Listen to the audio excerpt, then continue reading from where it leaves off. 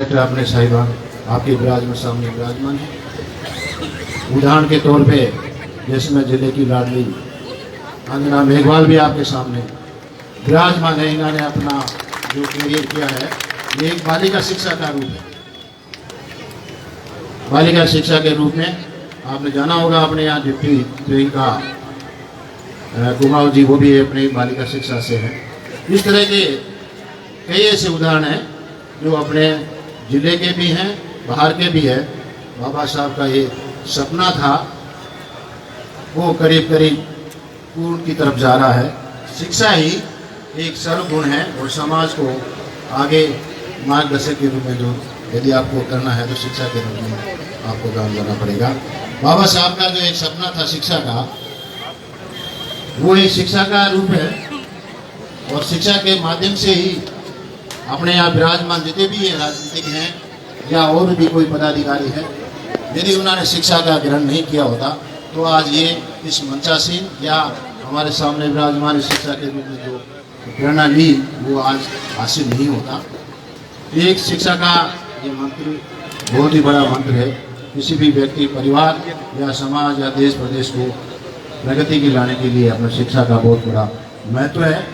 मैं बाबा साहब की इस जयंती समारोह के समय में आप सबको आग्रह करूंगा, जहां तक हो सके बालिका का तो शिक्षा है ही, बालक का भी यदि आप शिक्षा में रूप में अग्रणी रहते हैं तो कई लोग IAS, RAS, डॉक्टर, इंजीनियर बन करके इस देश का सेवा करेंगे।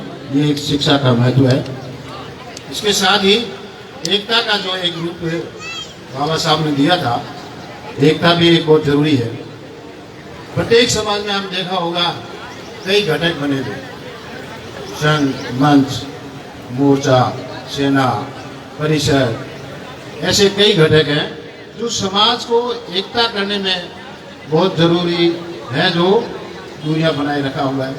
उस समाज के लिए अपन को एकता के रूप में ये घटक बने हुए, इनकी दूरियां कम करने से ही एक समाज में एकता की आस आएगी, रास आएगी और समाज आगे बढ़ेगा। तीसरा था संघर्ष का रूप तो अपने शायद ले लिया।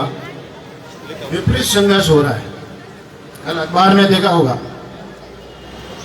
एक टीचर, SC/ST के टीचर को और एक बालक को मोहनगढ़ में पीटा गया। अब ये संघर्ष का ही तो है, संघर्ष है, शिक्षा है। अपन आगे बढ़ रहे हैं तो दूसरे वाले संघर्ष कर रहे हैं। अब अपन को संघर्ष करने की जरूरत नहीं है, अपने को केवल शिक्षा ले चलना है, संघर्ष सामने वाला करेगा। इसलिए अपन को जो भी जहां भी हो, ये एक शिक्षा के माध्यम से ही अपन है कि अपना नाम तो आया अखबार में, मनोहर लाल जेठाराम को पीट दिया। क्या कारण था इसका तो वजह करेंगे, लेकिन एक शिक्षा का मार्ग था। यदि अपन शिक्षक या शिक्षित नहीं होते तो ये मारपीट अपने साथ नहीं होती। ये हमारा एक अच्छा शिक्षा का जो बल है वो उसमें घोषित करता है। बाबा साहब ने कहा था, मैं मूर्ति में नहीं हूं, किताबा में हूं, मुझे पूजने की नहीं, पढ़ने और समझने की आवश्यकता है। ये बाबा का मूल मंत्र था। सबको मंजिल का शौक है, मुझे सही रास्तों का।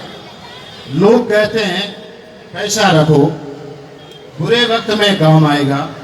हम कहते हैं अच्छे लोगों का साथ रखो, बुरा वक्त ही नहीं आएगा, बुरा वक्त नहीं आएगा। इंसान को कभी अपने वक्त पर घमंड नहीं करना चाहिए। जिंदगी ऐसा छोड़कर चली जाएगी, मेज पर वो भी तस्वीर, कुर्सी खाली रह जाएगी।